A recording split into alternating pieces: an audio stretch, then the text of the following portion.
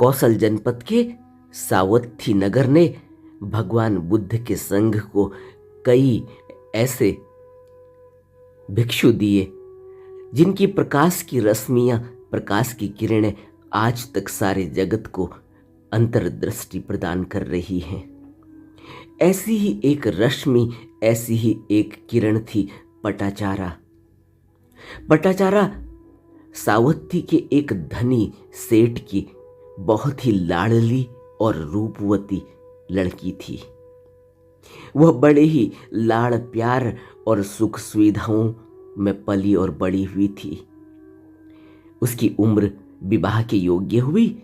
माँ बाप ने विवाह का निश्चय किया, परंतु उस युवती का स्नेह, उस युवती का प्यार किसी और पर ही आया हुआ था।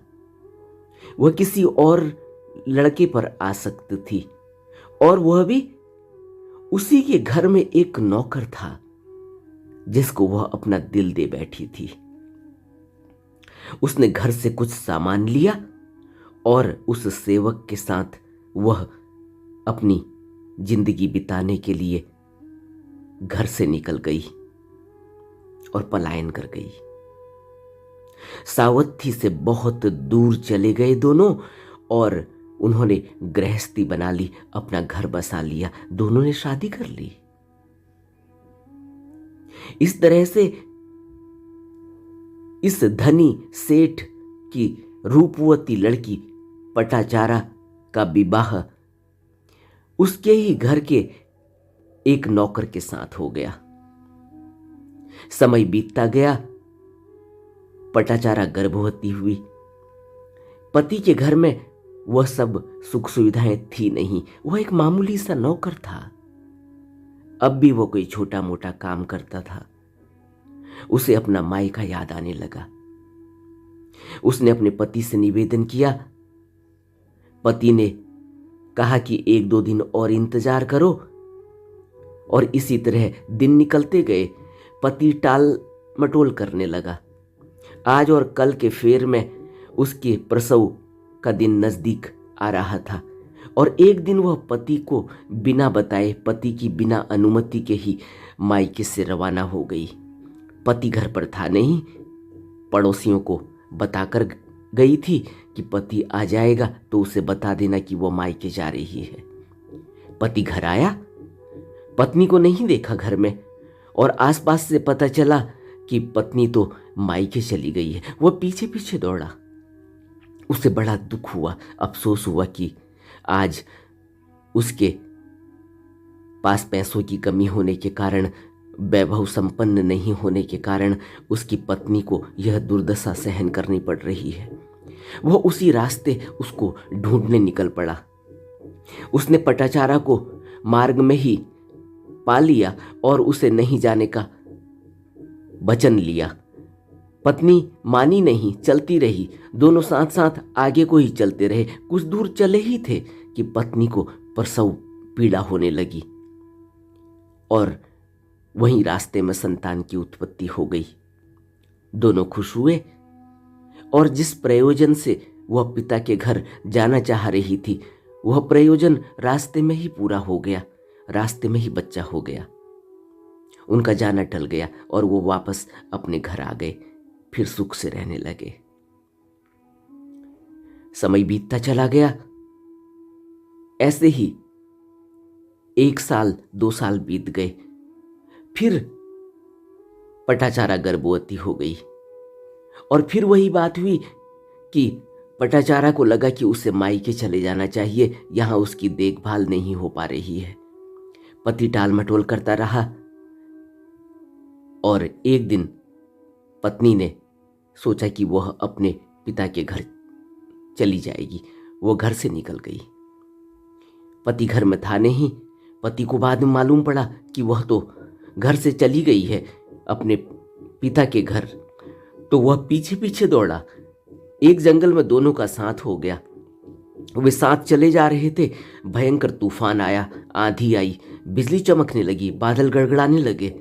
वर्षा होने के आसार, वर्षा होने ही लगी थी कि उसको प्रसव की भयंकर पीड़ा अनुभव होने लगी। उसने पति से कुछ करने को कहा। वे आसरा ढूंढने लगे। आश्रय मिला नहीं। झाड़ झंकाड़ को काट कर कुछ आश्रय बनाने की ठान पति ने झाड़ियों को काटने के लिए वहां से थोड़ा सा दूर निकला और झाड़ियों को काटने जा ही रहा था। कहीं दूर पहाड़ी पर पहुंचकर झाड़ी को काट ही रहा था कि एक भयंकर सांप ने उसको डस लिया और वह जहरीले सांप के काटे जाने के कारण उसकी मृत्यु हो गई। पत्नी की प्रसव वेदना बढ़ रही थी और प्रसव हुआ और उसकी संतान हो गई, बच्चा हो गया। वह अपने दोनों शिशुओं को साथ में लेकर आंधी और तूफान और बारिश में ही अपने पति को खोजने के लिए निकल पड़ी कि पति कहाँ चले गए। खोजते खोजते वह पहाड़ी की तरफ पहुंची जहां पति झाड़ियां काटने के लिए निकला था। उसने देखा कि एक झाड़ी के पास ही उसका पति मृत पड़ा है। वह रोई, चिल्लाई, बिलाप करने लगी, लेकिन अब इस जंगल में उसका बिलाप, उसकी वेदना सुनने वाला कोई था नहीं। वह उसका रुदन ऐसा ही जैसे अरण्य रुदन बनकर रह गया। जंगल में रोते रोते वह, लेकिन वहां कोई सुनने वाला नहीं। उसका मन कोस रहा था उसे, कचोट रहा था उसे कि उसके कारण उसके पति की मृत्यु हो गई है। वह रात भर इसी मनोस्थिति में बिलाप करती रही, कराहती रही। अब उसके पास कोई दूसरा चारा था भी नहीं। वह ऐसी अवस्था में थी कि उसके पास अब न तो कुछ कोई सोच विचार उठता और न ही उसके पास कोई सहारा था। वह बेहोश सी पड़ी रही पूरी रात बारिश में। अगले दिन पक्षियों का कलरव हुआ। सुबह हुई। वह अपने पुत्रों को साथ लेकर मायके जाने लगी। उसके कपड़े भीगे हुए थे, शरीर उसका शिथिल पड़ा हुआ था। बेहोशी की सी स्थिति में वह दोनों बच्चों को जो रो रहे थे, विषाद की पराकाष्ठा उसके अंदर थी और वह बच्चों की रक्षा की भावना के कारण ही उसको जो शक्ति और जो स्फूर्ति मिल रही थी, जो ताकत मिल रही थी कि किसी तरह से वह अपने बच्चों को बचा सके, वह रास्ते से चली जा रही थी सावथी की ओर, अपने पिता के घर की ओर। मार्ग में नदी थी और रात में आए तूफान और बारिश के कारण नदी में बाढ़ आई हुई थी। वह दोनों बच्चों को साथ में लेकर पार करने में असमर्थ थी। उसने कुछ पत्ते तोड़े, उनको बिछाया और एक बच्चे को वहीं नदी के तट पर बैठा दिया और एक बच्चे को वहीं उन्हीं पत्तों में लिटा दिया और नदी के उथले जल में जहां पानी कम था वहां से उसने नदी के पार जाने की हिम्मत दिखाई। वह नदी के अंदर जैसे ही आगे बढ़ती जा रही थी तो आगे नदी गहरी थी, फिर भी वह नदी पार करना चाहती थी कि वह किसी तरह से अपने पिता के पास पहुंच जाए तो पिता से फिर मदद लेकर फिर इन दोनों बच्चों को वापस ले जाए। लेकिन उसकी एक नज़र अपने बच्चों की तरफ और एक नज़र नदी की तरफ। अब जैसे ही वो नदी के बीच में पहुंची होगी कि एक बाज आया और उसने अचानक झपट्टा मारा और उसकी नज़रों के सामने ही वह नवजात शिशु को उठाकर ले गया। वह चिल्लाई, उसने शोर किया, हाथ ऊपर उठाकर वह नदी के बीचों बीच में चिल्लाने लगी, शोर करने लगी। लेकिन कौन देखता? वहां कोई भी नहीं था और नदी के किनारे पर बैठा हुआ दूसरा लड़का, उसकी माँ उसे बुला रही है। वो उठा, उसे लगा कि मेरी माँ मुझे बुला रही है, चिल्ला रही है, शोर कर रही है। छोटा सा बच्चा उसे यह पता ही नहीं कि यह माँ इसलिए शोर मचा रही है क्योंकि उस छोटे बच्चे को बांझ उठाकर ले गया है। उस बच्चे ने सोचा कि माँ मुझे बुला रही है।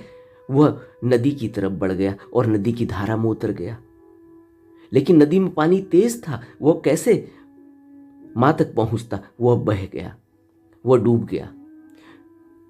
वह चिल्लाने लगा, लेकिन माँ की नजर वहां तक पड़ी, लेकिन माँ तो बीच नदी में है, वो वापस आए कैसे? और यह बच्चा भी नदी में बह गया। उसकी चित्कार सुनने वाला वहां कोई भी नहीं। वो रोने लगी, बिलाप करने लगी। उसकी सुनने वाला कोई भी नहीं, सहायता करने वाला कोई नहीं। वह निस्सहाय, निर्बल, टूट चुकी थी पूरी तरह से। अब उसके अंदर कोई शक्ति नहीं, कोई ताकत नहीं, लेकिन अब नदी पार तो करनी है, अपने को तो किसी तरह से बचाना है। जैसे तैसे उसने नदी पार की। उसे अपने पिता के पास पहुंचने की जल्दी है कि किसी तरह से वो अपने पिता के पास पहुंचे और यह हाल सब अपने पिता को बताए। लेकिन जैसे ही उसने जैसे तैसे नदी पार की और वह नदी से निकलकर सावथी के मार्ग पर आगे बढ़ी, अब उसका माँ बाप के अलावा और कोई सहारा नहीं रह गया था। रास्ते में उसे एक पथिक मिला। उसने सावथी के बारे में हालचाल पूछा, सावथी के बारे में पूछा। उसने अपने माँ बाप के बारे में पूछना चाहा, भाई बहनों के बारे में पूछना चाहा। तो पथिक ने बताया कि मैं उधर से ही आ रहा हूँ। रात को सावथी में भयंकर तूफान आया था, भूचाल आया और कई मकान गिर गए हैं, कई लोग मर गए हैं और श्रेष्ठी का भी मकान गिर गया है, यानी उसके पिता का भी मकान गिर गया है और उसके पिता और उसकी माता और उसके भाई का भी देहांत हो गया है। वह उस मकान के मलबे में दब गए हैं। बड़ी दर्दनाक मौत हुई है उनकी। यह सुनकर वो कांप उठी, उसकी आंखें भर आई। अब वह इस हृदय विदारक शोकाघात को सहन नहीं कर सकी। आगे जाने की उसकी हिम्मत नहीं, उसका साहस नहीं। पथिक बोला, वह सामने जो धुआं उठ रहा है वह धुआं शमशान से आ रहा है और मैं अभी उनकी अर्थी वहीं छोड़कर आया हूँ। मैं भी उस अर्थी के साथ गया था, मैं अभी वहीं से आ रहा हूँ। यह जो धुआं उठ रहा है शमशान से, यह उन्हीं का धुआं है। वह विक्षिप्त हो गई, वह पागल सी हो गई और रोते रोते शमशान पहुंची। अपनी माँ की, अपने बाप की और अपने भाई की जलती हुई चिताएं देखी। अपनी सुध-बुध खो बैठी, वह पागल सी हो गई, पागलों की तरह हरकतें करने लगी। उसके शरीर से वस्त्र कब गिरे उसको पता ही नहीं। अब वह निर्वस्त्र हो चुकी थी।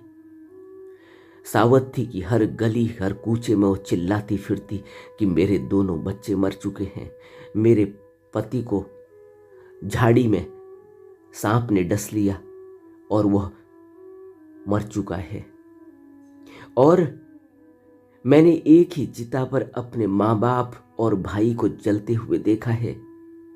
नगर के छोटे छोटे बालक उस पर पत्थर फेंकते, कीचड़ फेंकते, उसको पागल कहकर चिल्लाते, लेकिन उसको कोई भान नहीं, उसको कोई ज्ञान नहीं। वह निर्वस्त्र हो पागलों की तरह गली गली में बिलाप करती फिरती रहती थी।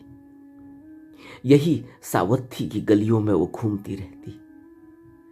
घूमते घूमते एक दिन सावथी के जेतवन बिहार में वो प्रविष्टि करने लगी। लोगों ने उस निर्वस्त्र पागल औरत को रोकना चाहा, हटाना चाहा, पर भगवान की कृपा दृष्टि उधर पड़ गई। भगवान ने संकेत दिया कि उसको आने दिया जाए, प्रवेश द्वार खोल दिया जाए। उसने तथागत की सौम्यता देखी, भिक्षुओं की छटा देखी, वातावरण की विचित्रता देखी और वह सुन्न होने लगी। उसकी चेतना की परतें खुलने लगी। वह चुपचाप एक जगह बैठ गई।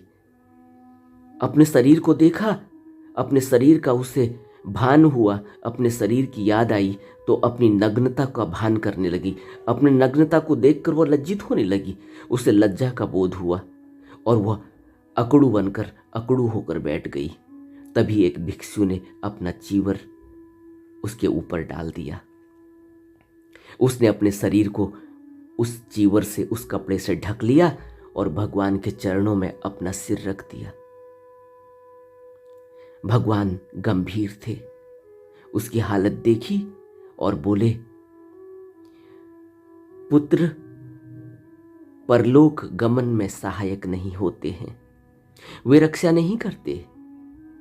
उनका होना और न होना दोनों ही स्थिति में बराबर ही है। शील का विशोधन कर निर्वाण पथ की ओर अग्रसर होना ही बुद्धिमानों के लिए श्रेयस्कर है। भगवान कहते हैं कि शील का विशोधन कर निर्वाण पथ की ओर अग्रसर होना ही बुद्धिमानों के लिए श्रेयस्कर है। उस विक्षिप्त सी औरत के मल तिरोहित होने लगे। उसका मन, उसका पागल सा हुआ मन में ज्ञान के चक्षु खुलने लगे। वह सुने जा रही थी, भगवान कहते जा रहे थे। भगवान ने कहा, बहन, पुत्र रक्षा नहीं करता, पिता भी रक्षा नहीं करता, बंधु बांधव भी कोई भी रक्षा नहीं करता, सगे संबंधी भी रक्षा नहीं कर सकते हैं। मृत्यु जिस समय आती है, ये रक्षक किसी की भी रक्षा नहीं कर पाते हैं। बुद्धिमान लोग इसे जानने का प्रयास करते हैं, वे प्रज्ञावान होते हैं, शीलवान होते हैं और निर्वाण के मार्ग का गमन करते हैं। वह श्रोतापन्न हुई, उसने अपनी व्यथा सुनाई, उसका मन ठिकाने पर आ गया, उसका मन शांत हो गया, उसकी विक्षिप्तता जाती रही।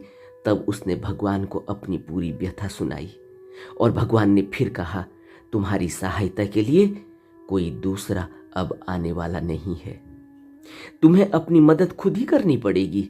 जिस प्रकार आज तुम अपनी संतान, अपने पति, अपनी माँ, अपने बाप और अपने भाई के लिए आंसू बहा रही हो, इससे कहीं अधिक आंसू तुमने अपने अनगिनत पूर्व जन्मों में बहा दिए हैं। समस्त समुद्रों के जल से भी अधिक अब तक मनुष्य आंसू बहा चुका है, अपनी संतानों, अपने बंधुओं, अपने भाई, अपने रिश्तेदारों और अपने माँ बापों के खातिर। नाहक शोक करने वाला दुख ही वह आमंत्रित करता है और शरीर कष्ट में पड़ता है, कुछ मिलता नहीं। अपने जीवन को शोक वशीभूत कर क्यों नष्ट कर रही हो तुम? इतना कहते ही उसकी चेतना लौट आई हो जैसे। उसने प्रवर्जित होने की इच्छा जाहिर कर दी भगवान से। भगवान ने उसे भिक्षुणी संघ में भेज दिया। उसने प्रवर्ज्या ली और वह पटाचारा के नाम से प्रसिद्ध भिक्षुणी बनी है। किसी समय पटाचारा वहीं भगवान के पास ही अपने पैर धो रही थी। धोते समय वो मनन भी कर रही थी, पंच स्कंधों की उत्पत्ति किस प्रकार होती है, उनका विनाश किस प्रकार होता है। उसने अपने पांवों में पानी डाला, पानी गिरा, पानी बहा, वह जमीन पर कुछ दूर जाकर सूख गया। उसने दूसरी बार पानी डाला अपने पांवों पर, दूसरी बार भी पानी कुछ और अधिक दूर तक जमीन में गया और फिर जाकर सूख गया। उसने तीसरी बार अपने पांवों में पानी डाला और वह पानी भी कुछ दूर जाकर सूख गया, मिट्टी में समा गया। तब भिक्षुणी पटाचारा ने सोचा, इसी प्रकार प्राणी प्रथम, मध्यम और अंतिम अवस्था में आते हैं। शरीर अनित्य है, भंगुर है। वह अनित्यता और अनंतता में डूब गई। भगवान वहीं पास में ही थे। उन्होंने देखा कि पटाचारा की चित्तवृत्ति क्या है। पटाचारा की चित्तवृत्ति को समझा और बोले, पटाचारे, पंच स्कंधों की उत्पत्ति और विनाश का मनन करने वाले का एक दिन का जीवन भी 100 वर्ष तक जीने वाले अमननशील व्यक्ति से उत्तम है। सांसारिक वस्तुओं की, पंच स्कंधों की उत्पत्ति और विनाश को न देखते हुए 100 वर्ष का जो जीवन जिया जाता है वह निरर्थक है। उसकी अपेक्षा इस उत्पत्ति और विनाश को देखते हुए देखने वाले व्यक्ति का एक दिन का जीवन भी श्रेष्ठ है। तब भगवान ने यह गाथा कही थी, यो च वस् शतम जीवे उपसस्सम उदयव्ययम एकाहम जीवितम सेयो पश्यतो उदयव्ययम। यो च वस् शतम जीवे अपससम उदयव्ययम एकाहम जीवितम सेयो पश्यतो उदयव्ययम। हमें भगवान बुद्ध के वचनों से और भगवान बुद्ध की इस गाथा से अपने जीवन को बदलने का प्रयास करना चाहिए और गहरे ध्यान को निरंतर बढ़ाते रहना चाहिए। नमो बुद्धाय।